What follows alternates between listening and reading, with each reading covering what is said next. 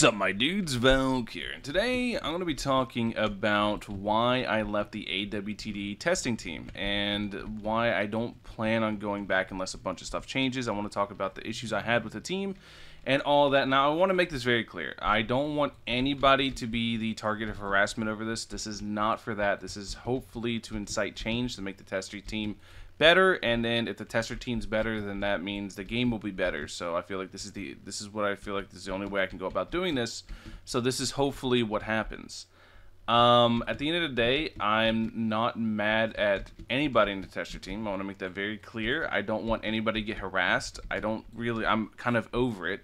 But I want to explain everything that kind of happened for you guys, so you guys can get the idea of basically where I'm coming from all this before I get into my list of issues. So I was asked to be part of the tester team. I was really excited. You guys can see I stopped streaming a bunch. I stopped uploading as much, and I started basically just really zeroing in and focusing on trying to make the game better for a lot of the players. And basically, I made a list of all the stuff I contributed. I don't want you guys to see my list, but basically, I did the Ragnar Crimson update. I did solo balancing for that. Xeno being a story-based unit, like Xeno being how he is, super collectible, super strong. I'm pretty sure that was fully my idea.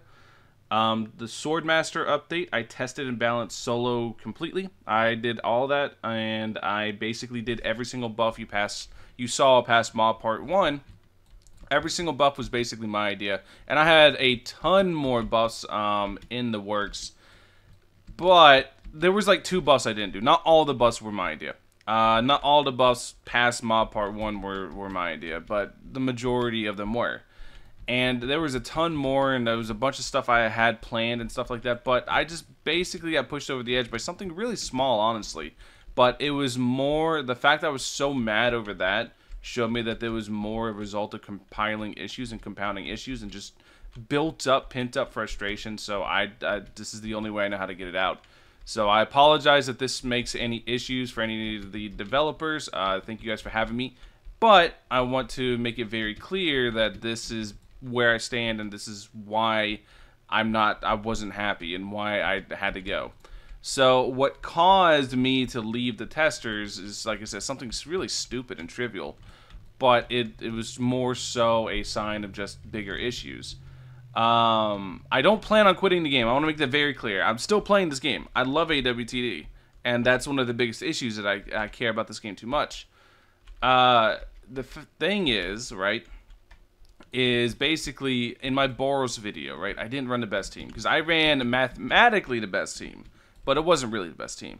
As people pointed out, the best lead was like honor and integrity with Noel, and then running a bunch of stun to last as long as possible to let Boros ramp up and blah blah blah blah blah. Yeah, I didn't run the best team, and so because of that, I started getting heckled inside tester chat, and it made me so mad for no reason. I was like, why am I getting so mad over this?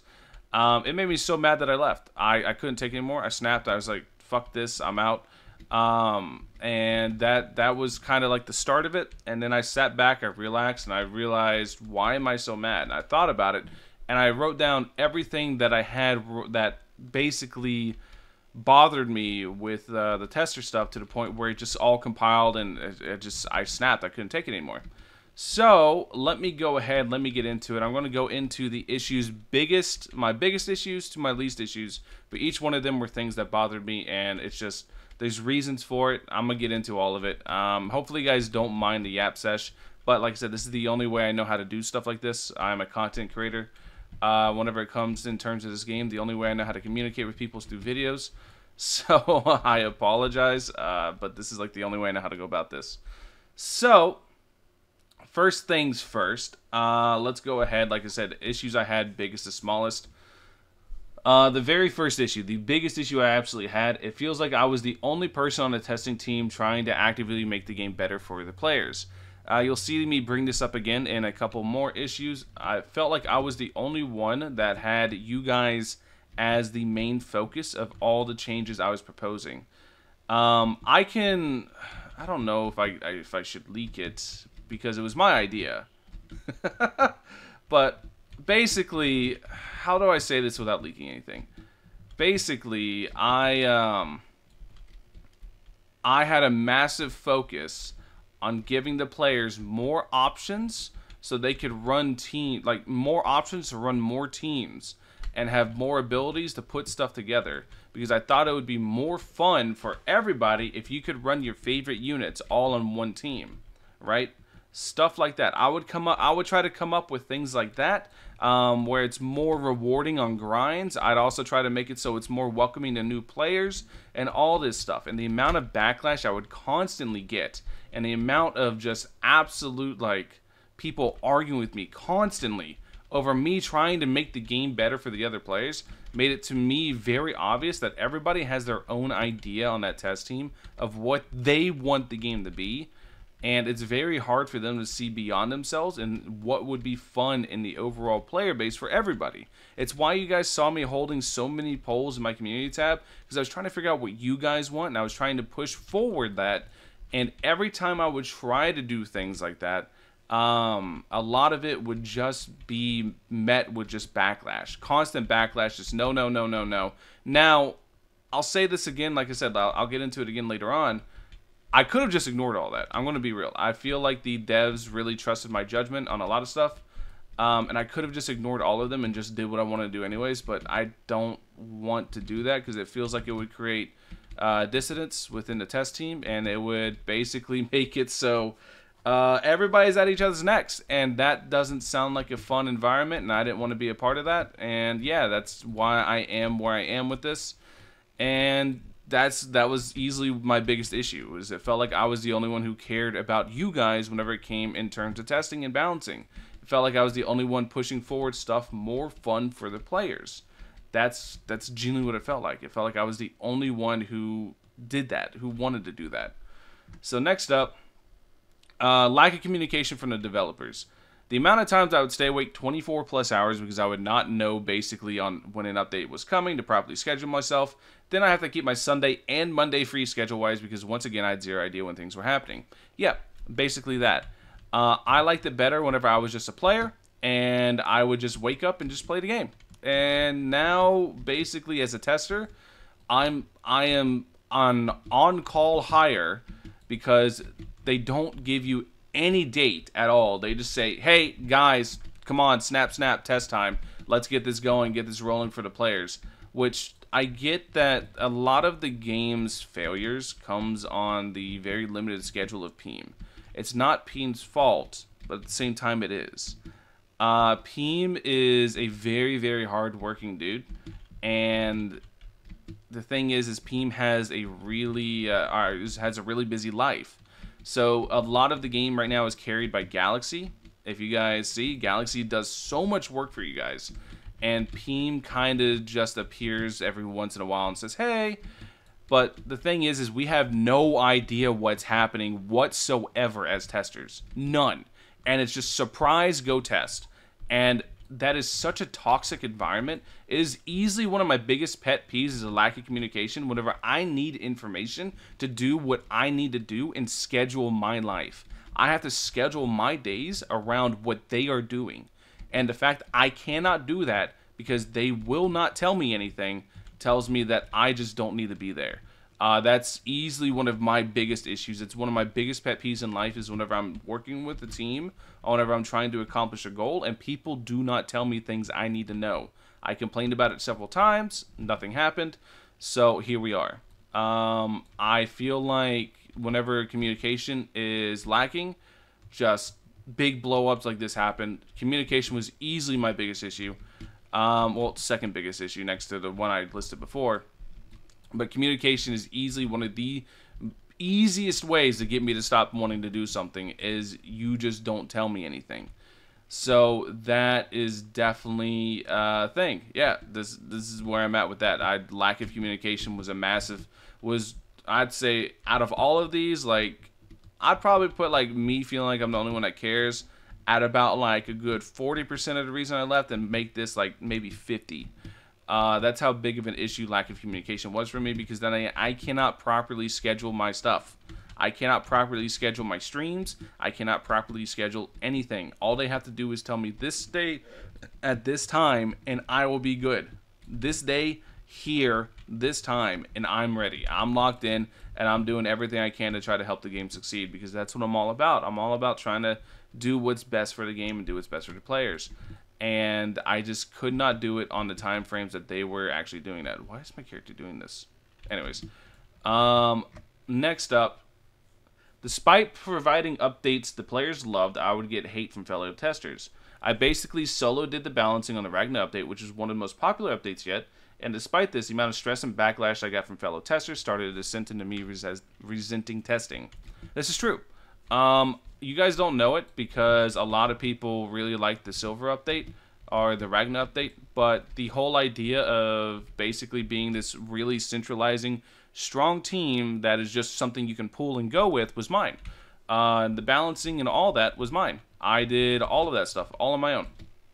I did all the numbers. I did everything. The only thing I don't think I balanced that update was actually Ragna. And Crimson was really strong whenever we tested him, so I just left Crimson be. But Ragna was really powerful when we tested him, so we let Ragna be. Well, I let Ragna be. The only numbers I really was Angelic Dragon as well as Silver Princess. But Silver Princess's leader skill was my idea. Silver Princess getting a category buff I thought would be really good for Silver. I thought full sending Silver to be a really strong team. That way new players can come in, grab it, and play the game was really, really good. And I got a lot of backlash from the testers about them saying that because the Silver team, there's no difficulty in Progressive anymore. And at the same time, I'm like, why are we pretending Progressive was ever difficult? The only thing that's difficult in this game is evoing your first unit, and then you go and shit stomp the rest of the game. That's it. I feel like they haven't played, they don't know what the new player experience is, and I brought this up to them several times, and they don't really care because they all think they're right. So, the new player experience is basically you evo one strong new unit, and then you go dumpster the rest of the game. And I felt like pretending Progressive is difficult does nothing but gatekeep the actual fun of the game, which is just a power fantasy. It's having strong units and having strong stuff and just going and doo-dooing on stuff. Story should be the thing to fulfill that power fantasy. Like, story should not be hard. You can feel free to disagree with me all you want on that, but I feel like that's a genuine fact that you should look at. Story should be the relaxing thing that you just have your brain off and just like, I hit really hard, I do a lot of damage. The challenge should be in Abyss or any other game modes that happen to come out. Like, that's where the challenges should be. It should not be in story. Like, the challenges shouldn't be in story. Story should just be kind of silly and fun. Legend stages, raids, challenges there, yeah. Abyss, challenges there. But story, no. Story should just be a nice, fun game mode. I don't know why we were pretending story is difficult. We can stop. I don't know why we're pretending Progressive is difficult. Once again, we can stop because, like I said, you evo one good unit and you just turbo stomp the rest of the game. So why are we gatekeeping the game behind evolutions? I personally think there's way too many evolutions in this game. I feel like there should be a lot less. I feel like there should be more stuff for the players and new players. I feel like there should be less difference between, like, the difference between a unit that doesn't get an evo and a unit that does is massive. They, like, units that don't get evos more often than not before I got there were unplayable. Honestly, they were unplayable. There's so many SR plus, UR plus, blah blah plus units that are just awful. They literally are released to be fodder, and I never understood that. And it's something I was actively trying to combat. And it does not feel good to work on a unit just for the unit to be ass. I'm gonna be straight up and blunt. It does not feel good to spend like 30-40 minutes evoing a unit. You evo it, you go run it, and then you're like, this unit's awful. Like, why is that a thing? That's so dumb in my opinion. So, next up, 3. Too many testers are focused on what they want and not what would be fun for players. There's a massive focus around balancing Leaderboard when Leaderboard is maybe 10% or less of the player base. I think it's downright stupid as hell to focus the entirety of balancing the game on something so few take part in, especially when it is a competitive environment and everyone has access to the same tools. So, what I mean by this, I'm sure you guys have noticed before I got there, buffs and nerfs were basically fully reliant on Leaderboard and how good a unit performed on the Leaderboard. That was it. That's all there was. Everything was just all they care about is Leaderboard, and that's such a really bad mentality to have, simply put, because barely anybody does this. Yes, I know some of you guys watching me are like, but I do a leaderboard. You guys gotta understand, you guys are in the vast minority. On a good day, there's about 3,000 concurrent players. And of those 3,000 concurrent players, like, obviously right now the game's in a little bit of a slump because we don't have the update. But of those 3,000 concurrent players on a good day, maybe 10 of them are doing leaderboard. Maybe. On a good day of like 3,000 concurrent players. You want to be generous, go ahead, say a 100. Like 100 of 3,000, right? Like, you get the idea. It's not a lot. It's never going to be a lot. Like, the player base for leaderboard specifically is so small. Why are you centralizing the game around that? It's really, really not a good idea to do that. It's dumb. It's just dumb. That's all there is to it. It's just dumb. Like, there's no other way for me to say it. Number 4, too afraid of power creep. There are people who are, simply put, are so afraid of power creep, it will cause stagnation and kill the game. This is an actual thing. I used to wonder why the game had so few players despite being such a good game, and I still, like, I really did. But then I became a tester and it all clicked. I have to constantly fight other testers to make the game fun for the players. And although I could literally just ignore all the other testers and push my ideas anyways, if I'm doing that, why am I even there? The point is to be a team. Does not sound like much of a team to me. Yeah, that's basically it. The point is to be a team, and if I am there, or if I'm there and I am basically just, you know, doing me and ignoring them, why is the rest of the team there? Like, why am I paying attention to them at all? Why am I doing anything? And it just, like, power creep is so important for these games in terms of longevity and staying alive that it just becomes a big issue whenever people don't do it. The fact that, who was it? Sid was meta for so long, or the fact that Grimmy was meta until I got in there, or the fact that all this stuff was happening and the meta was never shifting. The meta would barely shift, ever. I would do these top 10 lists and I'd be like, all these units are like the same. Like, it would barely ever move every update. But then whenever I got up there, it started shifting drastically. Like, this was now better. Every single update was something new, something better, because I fully believe power creep is very integral to making a game fun and making a game good.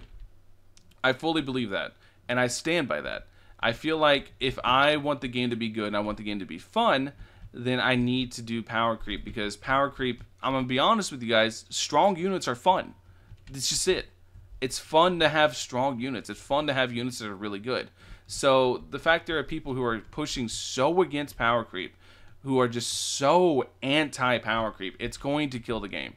And it pains me to say that, and I know you guys are going to watch this, but it's true. You guys are going to kill the game. You guys are absolutely going to kill the game if you do not power creep. If you do not push forward and you do not constantly push the needle, you will kill this game. Straight up. That is all there is to it. And it hurts, but it's the truth. It's straight up, it's honestly the truth. I've played gacha games a very long time. I know how this stuff works.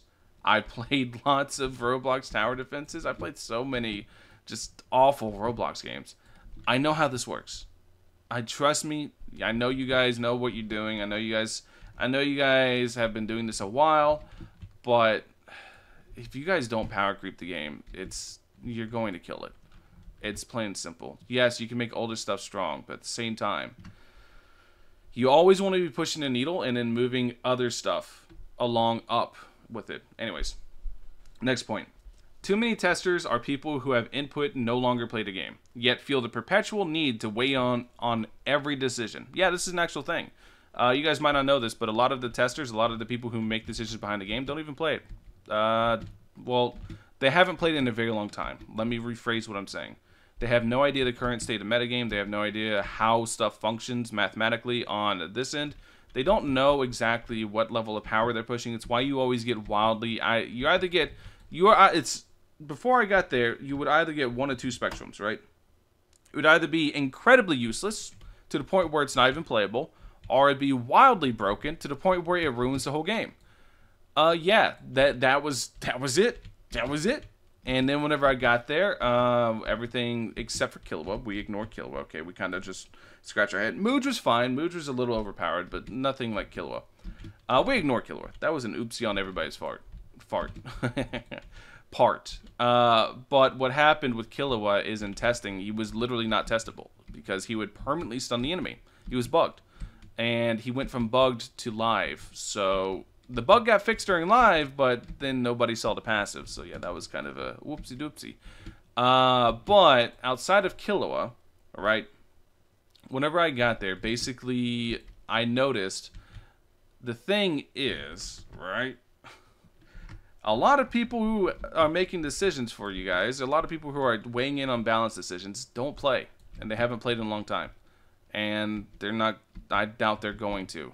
They don't know the current. They don't know like how much the game's progressed, how much the meta game's progressed. And in a game as complex as this, you can't do that. If it was Anime Adventures, yeah, I get sure. But this game is category based, and there's so much stuff that's like category based in this game that basically pushes the meta state forward, and it just becomes really, really, really obvious whenever they say very stupid things simply because they don't play the game. So, yeah, it's just plain simple. And then my last issue, self-sacrifice versus reward. I gave up a ton of channel growth under the assumption of attempting to make the game better and more fun for the players. I pulled many 24-hour plus days because I would be balancing, testing, streaming, then creating videos. I do all of this, then I'm expected to last through tester chat going full special mode with me as their target multiple times. The amount of times I would say one thing, then people would say the opposite just to have input is baffling, even if they were contradicting themselves in the past. Yeah, that would happen. I would say one thing, and then people would chime in just to say the opposite of me. Even if in the, like, if I said this needed a buff, they'd be like, that's too much. If I said the exact same things needed a nerf, they'd be like, why are you nerfing it? Why? Leave it alone. It's fine. You guys get what I'm saying, right? Basically, if I said something is too strong, they would be like, why are you nerfing it? Leave it alone. But then if I said, let's bring other stuff up to that level, they would be like, why are you buffing it? We don't need more of that. It's just like absolutely baffling to me. Absolutely.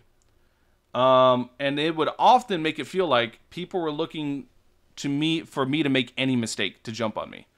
And I don't know why it was like that, but it was very, everybody was like pretty friendly most of the time, but it was also like, it felt like everyone was always looking at me to just fuck up. And I just couldn't take it anymore. Like I said, them heckling me over the Boris video wasn't why I snapped. It was compiling of all these issues. But it definitely helped push me over the edge and realize I wanted to focus more on content creation, which is what I want to do. And I wish them the absolute best with testing their game and balancing it, because I'm not going to have any part in it anymore. Unless, like I said, unless this stuff changes, then I can have a discussion with them. But for the time being, I do not want to be a part of that, simply because I feel like it's just, one, it's completely hostile, and two, I'm gonna be honest, they don't really know what they're doing. And it sucks to see. I love this game, and I care too much. That's the thing. I care way, way, way too much about this game. And I wanted to do good. I wanted to succeed. I was the only one polling you guys. I was the only one sitting there looking at the analytics every day, realizing, because what you guys say you want and what you guys actually want sometimes are two different things. So I would sit there and watch analytics constantly and seeing when the player base goes up, when it goes down, seeing what you guys like, what you guys dislike, etc. It felt like I was the only one that cared. And that hurts whenever I'm constantly arguing for things that would be fun for you guys and stuff like that. And it just sucks. It wasn't fun. I wasn't having a good time. I don't like arguing. I don't like drama. I don't like this shit. I'm doing this and I'm making this video because I don't know how else to do this. Basically, I'm not good at this. I don't like drama, and I'm not trying to make drama when I'm doing this. I'm just airing my grievances, basically. And a lot of people are going to be asking why I left the test team, because you can literally just see I don't have the tester over my name anymore, and this is why. and I wanted to make it very clear to people that I had a bunch of issues. Like, the people who think that I left over just getting heckled over one video, that's not why. I wanted to make it very clear that it was a bunch of issues. It wasn't just one. There's a lot of issues for me, and hopefully they take this video and actually incite change in the way they do things and make stuff more accommodating for future testers. Either that, or maybe they fix it and they actually start telling. The biggest thing, I'm telling you, the biggest thing is the communication. If they were to fix telling me when the updates would come out so I could properly schedule my life around it, I probably would be a lot happier. Because me staying up multiple times, 24 hours, for there to be no update, for there to be nothing, and I don't get told that kind of burned me. I'm not gonna lie. That kind of pissed me off a little bit. So if that gets fixed, yeah, I'd come back. But at the end of the day, there's a lot of other stuff. There's a lot of issues too. The game's been around for almost 2 years. There's a lot of testers that don't play the game anymore. I think there needs to be a purge. I think some people just need to not have input on what happens with the game anymore. A lot of you guys don't know this, but every moderator doubles as a tester. So everybody that's a mod also is a tester.